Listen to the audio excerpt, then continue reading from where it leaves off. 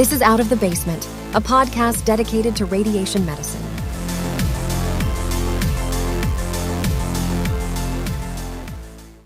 Hey, it's Dr. Jason Beckta coming at you from the mountains of Vermont, and in the continuing theme of RVU-U and the discussions around rocker and payments. When I do these episodes, I always envision that I'm talking to myself from 10 years ago, or maybe less than that. But the point being, we always forget our hard-won knowledge. Knowledge is always most valuable when you don't have it. And then once you have it, its value immediately drops. And it's very easy to forget that things we take for granted now are things that we had no idea about, the unknown unknowns, as it were, years ago. And part of the goal with Out of the Basement and RVU-U and all these things is to think about all the things that I didn't know 2, 3, 4, 5, 10 years ago, lots of things, and talk to that person, because I know that I'm not alone in being ignorant about many things. It's like my specialty. I'm pretty good at not knowing things, just kind of in general. And so in these conversations, it's important to have a shared knowledge, a shared understanding, and the information asymmetry is what gets all of us into trouble, specifically in highly regulated markets and difficult things like American healthcare.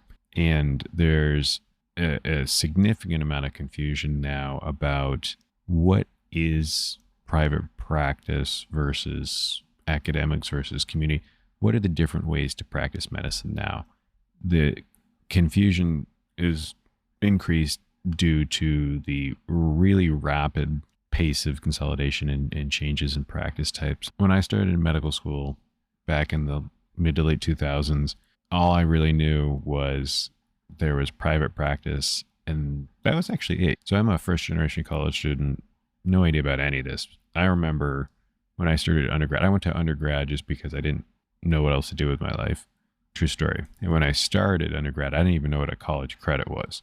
So when I say I don't know stuff, or didn't know stuff, I didn't know stuff. So when I went to medical school, I knew about kinds of doctors that you could be private practice, and then I figured out you could be academic faculty, and that's really it. And that's how it's only communicated. And then you get the Grey's Anatomy spinoff of private practice. Am I too old? Does that still exist? I didn't really watch that show. I don't know. So when I talk to my friends and talk to people on the internet, keyboard warrior type stuff, which is, I'm really good at being a keyboard warrior, there seems to be an increasing amount of confusion about what are the different types of ways to practice medicine. So the easiest one is the one that we see all the time from day one of medical school, which is being faculty or being an academic physician. Now, back in the day, in the Flexner era, there used to be medical schools were like a choice, or practicing at a medical school at an academic hospital was something that you specifically sought out, because it wasn't the way it is now. It used to be mostly independent hospitals. I mean, there used to be a lot of various different things, but a hospital with a medical school, and that's what being academic was. Then private practice falls into other realms. The next one that would be easiest to grasp onto would be a W-2 employed physician working for a hospital. And when I say W-2, or when you hear that phrase, what that means is that you are an employee just like any other type of employee, and you get that W-2 tax form, which is very different than sort of an independent contractor. The third bucket, again, focusing on radiation oncology, because that's what I know, it's being an independent physician or physician group. And the most common one we have now is practicing with a hospital under a professional services agreement.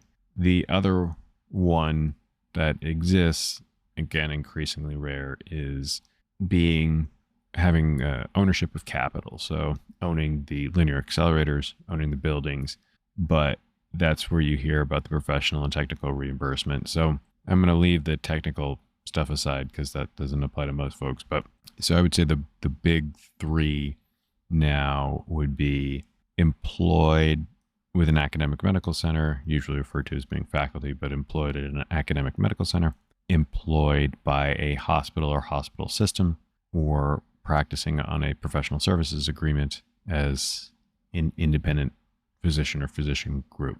The problem now in differentiating these things is the consolidation of hospital systems and academic medical systems and what that looks like. So there used to be, as hospitals, academic medical centers started to expand, you'd have the satellites. It really, at about 2010, started to incredibly accelerate about the consolidation. And so you'd have these independent community hospitals that were purchased by academic medical centers, or merged, basically. If you were employed at a community hospital that then merged with an academic medical center, you are technically now faculty, but that was not what you necessarily sought out in the beginning of your career. Point number 2 is there seems to be an awful lot of confusion about professional services agreement, or PSA contracts, because they're so rare. So I've said this a lot on various things. It's hard to get a precise number. I usually say 75%. There was studies done by the Physician Advocacy Institute. They contracted out with a consulting agency, looked at the AMA master file through the IQVIA database. Is it IQVIA? I don't have it in front of me. But anyway, IQVIA one with the AMA master file. And so the range is basically 64% to 82% of physicians are now W-2 employees. And then there's everything else, but the majority of the minority would be the professional services agreement. The prior job I had, I was on a professional services agreement. I was part of a independent radiation oncology group that practiced at 3 hospitals. What that is usually, historically, and this is the setup I had, was the hospital owns the linear accelerator or accelerators. The hospital owns the buildings. The hospital pays all the overhead, all those hospital things. And then the physician practices medicine in a professional capacity using the hospital's equipment.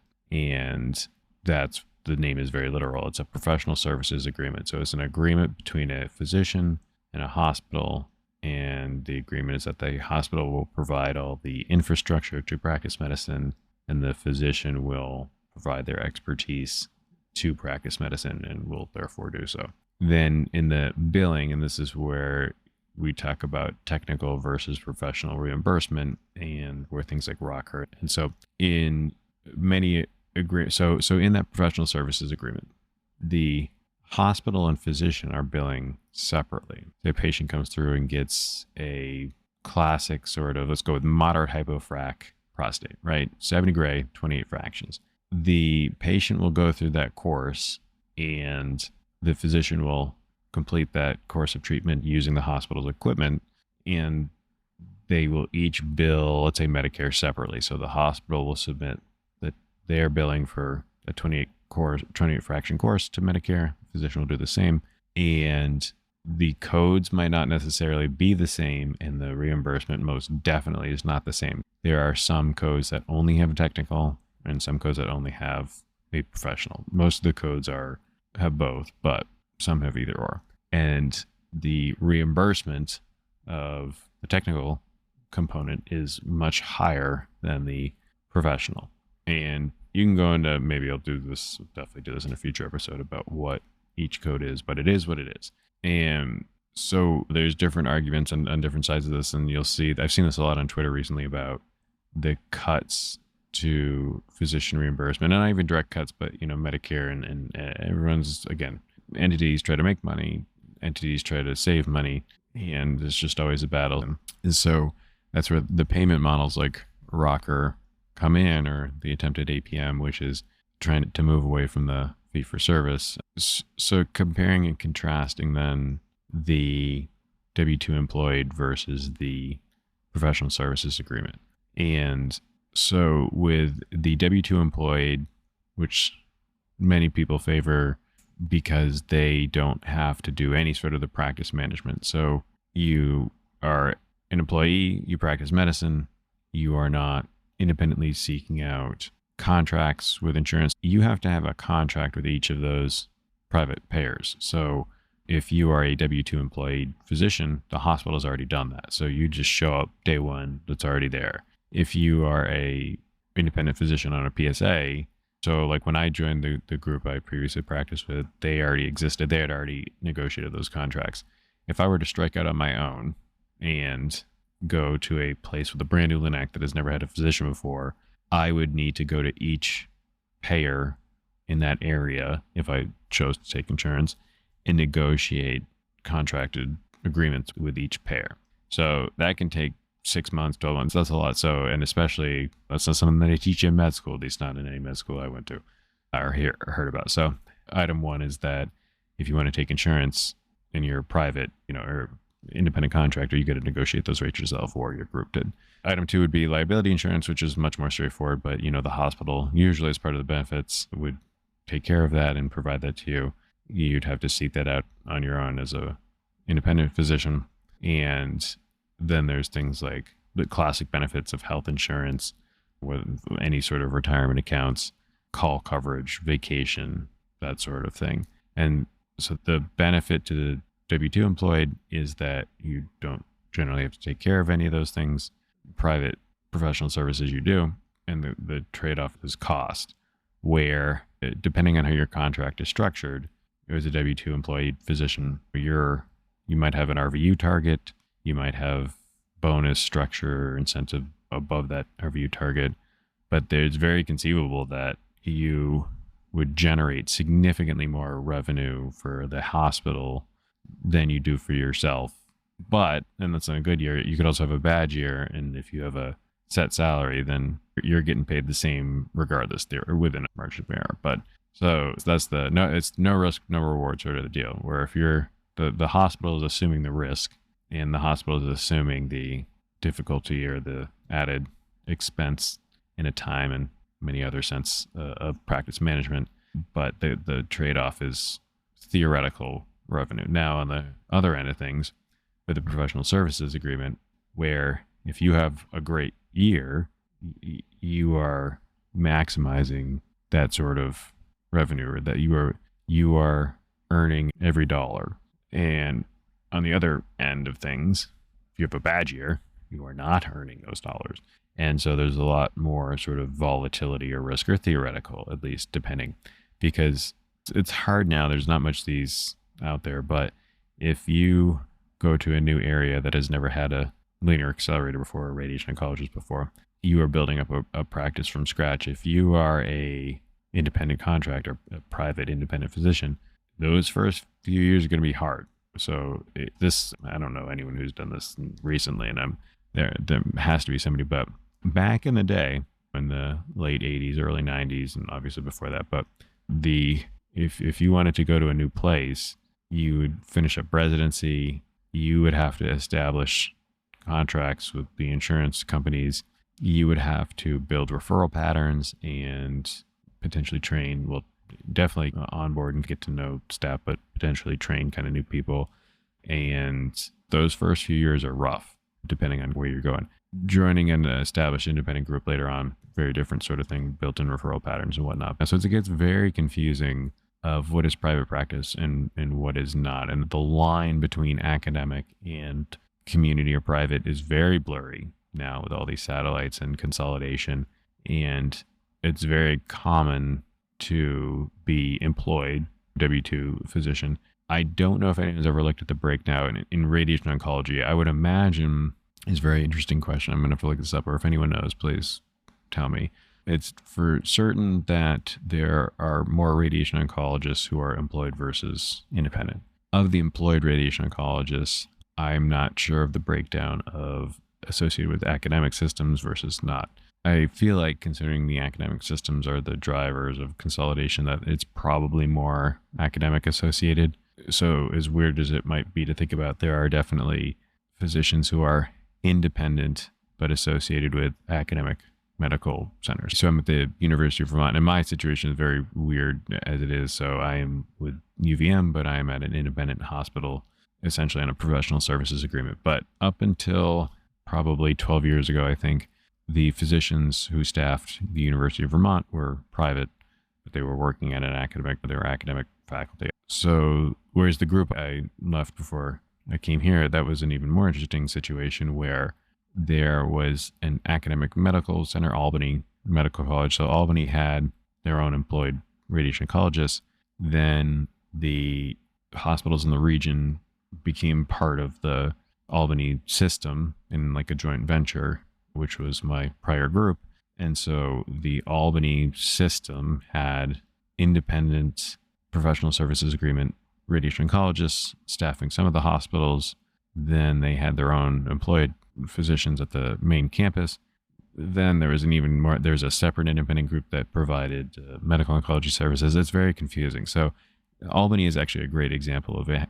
Is a system in like a joint venture. So it's not a true thing like Yale. If you were at the Yale system these days, it's all kind of one thing. But then there's almost this like federation or like republic sort of deal where Albany had the main campus, but then there was the Albany system where there's independent hospitals or formerly independent hospitals with different sort of practice arrangements. And if you are confused, join the club. Everyone is confused because it's just, if you're seeing us argue about Rocker on Twitter or argue about anything on Twitter and you are a resident or you're a medical student or you've been in a certain job forever and you're just out of the game, as it were, and these arguments might seem pedantic, and they probably are pedantic, let's be real about that, but these arguments might not make a lot of sense. And a lot of this has become even more confusing because you can have all these cohabitating, these mingling sort of practice scenarios and all of these payment models or reforms or everything that can really affect people in the same system differently. And it's very confusing. So that's really sort of the point of this episode is professional services, independent physician, private contractor, hospital owns the overhead, you own yourself, maybe, and never the two shall meet. And W-2 employed is the just like working at Bradley's. Does anyone remember Bradley's? Working at Kmart, working at Walmart, the company takes on the overhead and risk, gets paid more, but you don't have to worry about structure. But I'm trying to make it so we can all have a conversation. I want so people can yell at me about I'm wrong and it'll be an informed argument. I don't like being yelled at when they don't know why I'm wrong. I'm usually wrong. At least that's what I hear. Anyway, all right. I hope everyone stays safe, and I'm going to go back into my moldy basement. Back to out.